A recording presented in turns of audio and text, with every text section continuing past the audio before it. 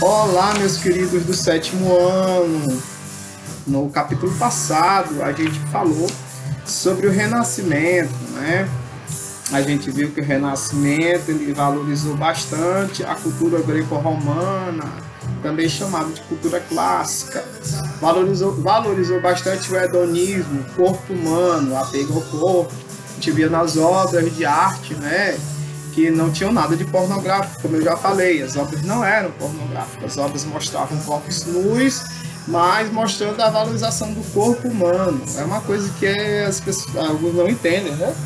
As obras renascentistas não têm nada de pornográfico, elas mostram apenas a valorização do corpo, tá? Como acontecia na cultura greco-romana. Todo mundo sabe que lá na Grécia surgiram os Jogos Olímpicos, né? A maioria dos competidores eles jogavam pelados nos Jogos Olímpicos e contava pontos o corpo, a valorização, a preparação para esses jogos. O atleta com um corpo tinha que ter um corpo de atleta, né? Então surge aí essa valorização para quebrar mesmo com os paradigmas da época, que eram paradigmas bem dogmáticos, bem sérios, né? Para quebrar com essa seriedade da época que a igreja trazia. Não estou defendendo, só estou analisando.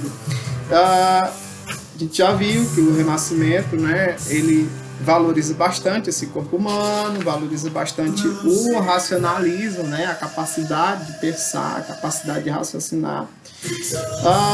Enfim.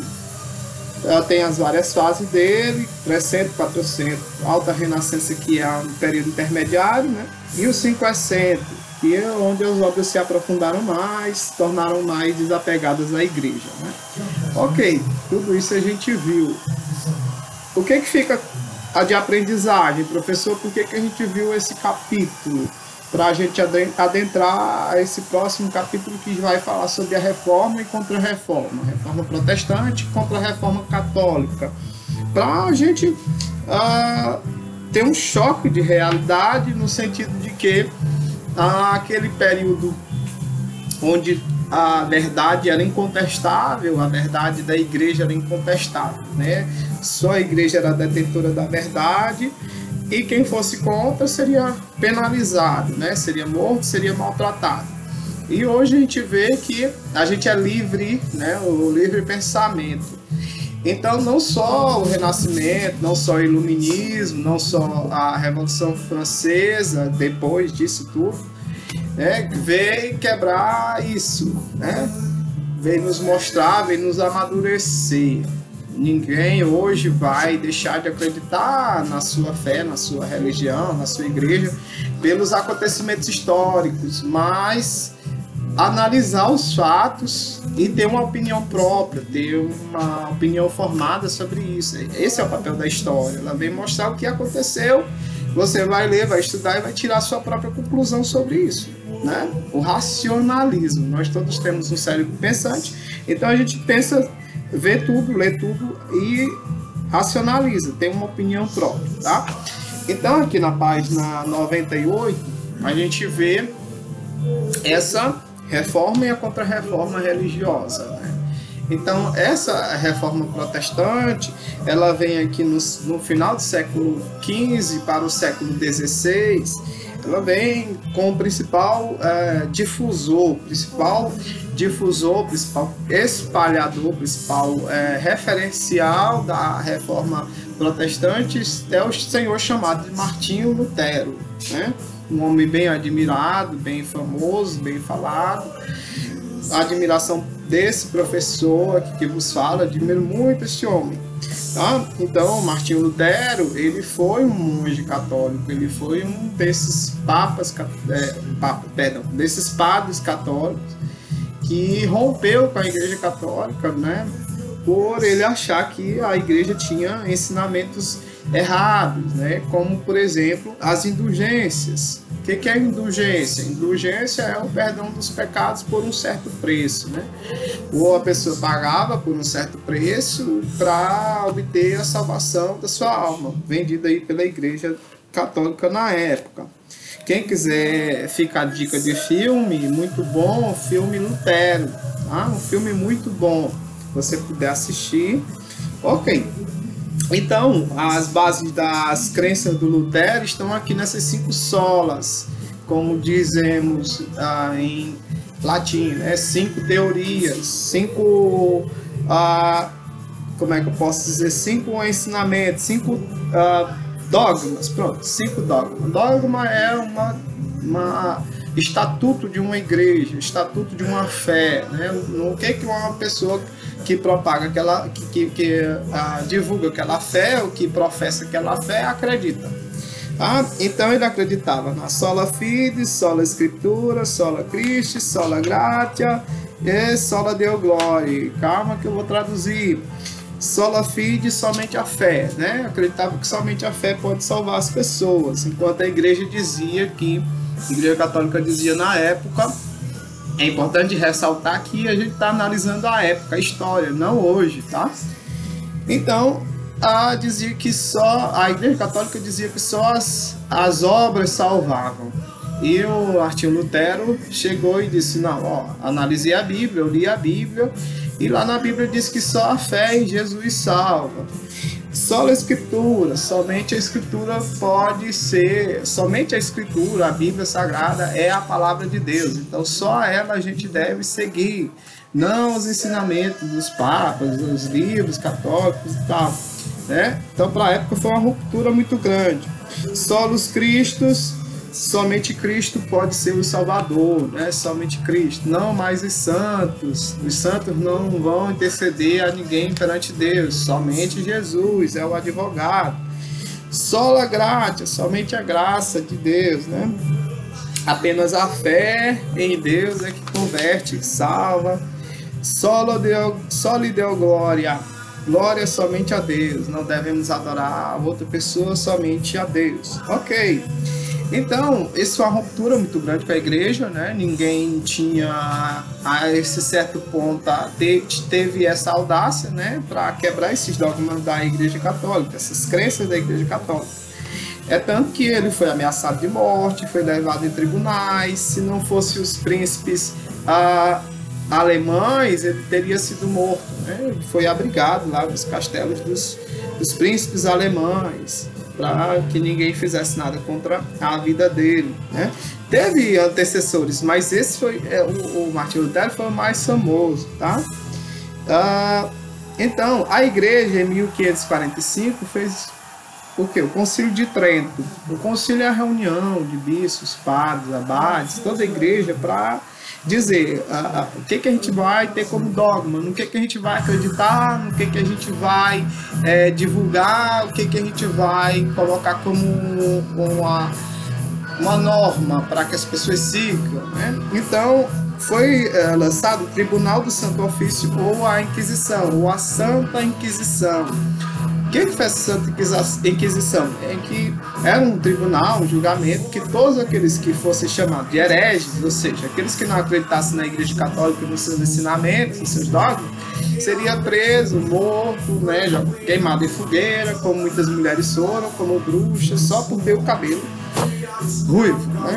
Enfim, a história vem nos mostrar isso. Se você quiser, você pode estudar um pouquinho mais. Ele teve antecessores, tá? Como Pedro Valdo, que foi o fundador da crença valdense, da religião valdense. Ele era rico, fez votos de pobreza. Lá na atividade vai perguntar sobre esses 3 homens, tá? Pedro Valdo, John Wycliffe e o John Hus. Eu conheço como John Hus. O livro traz John Hus, mas não sei porquê. Talvez um erro de divulgação. Ok, o Pedro Valdo era um rico, né?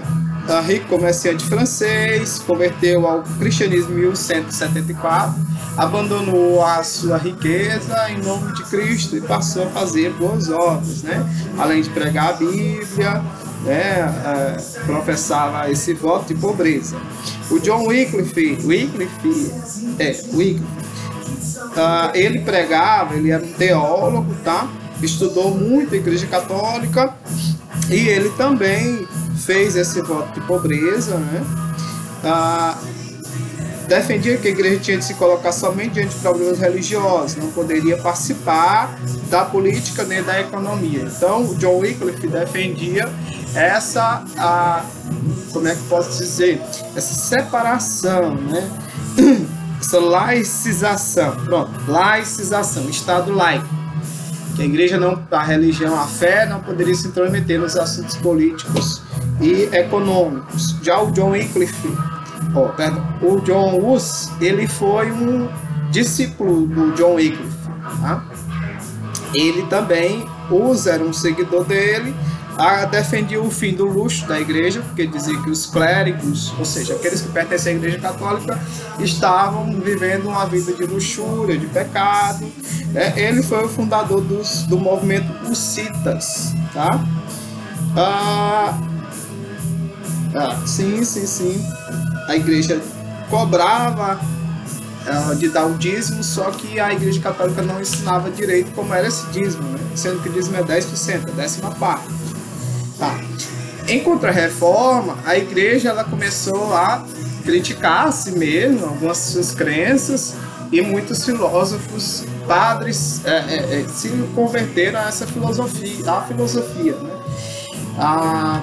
Começaram a ser mais racionais, a criticar mais os seus erros, a reformular a igreja católica. Dentre esses padres estão São Tomás de Aquino e Santo Agostinho, são bem famosos, né?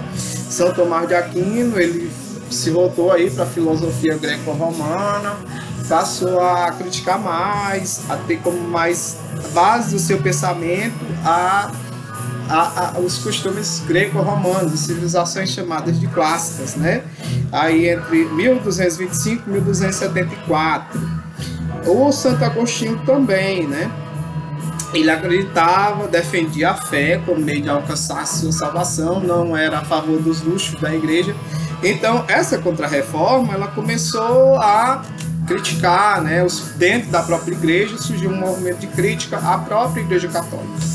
Então, vários padres começaram a pensar diferente do que o alto clero, né? Do que os grandes líderes da igreja pensavam. Então, a partir daí, a igreja começou a mudar um pouco seus dogmas, suas crenças, né, para que pudesse aí se adaptar a esses novos tempos, porque estava perdendo fiéis para a reforma protestante. Tá? Vale ressaltar que o mais influente foi o Martinho Lutero, e daí das crenças do movimento que Martinho Lutero fez, da tradução da Bíblia para o latim. A Bíblia só estava escrita no hebraico, aramaico, e o Martinho Lutero ajudou com a prensa do Gutenberg, né? Muito importante a invenção da imprensa pelo Gutenberg. Conseguiu aí traduzir a Bíblia do aramaico, do latim, para o grego e para do aramaico e do hebraico para o grego e para o latim. Do aramaico e do hebraico e do grego traduziu para o latim, o que foi um grande marco na educação, um grande marco na vida religiosa, porque aí, a partir disso, a Bíblia foi traduzida para as outras línguas, né? Porque o hebraico, o aramaico, o grego são línguas bem já deixou-se falar há muitos anos. Então, foi muito importante ter traduzido essa Bíblia para o latim, para que a gente pudesse ter a Bíblia hoje em nossas mãos. Daí dessa cisão que o Martinho Lutero fez, surgiram as várias religiões, como o luteranismo, a religião do Martinho Lutero, o calvinismo, do João Calvino, e o anglicanismo do rei Henrique VIII, que a gente vai ver mais por diante. Então agora eu peço que vocês façam essa atividade da página 105 e 106, tá? Tudo de bom para vocês.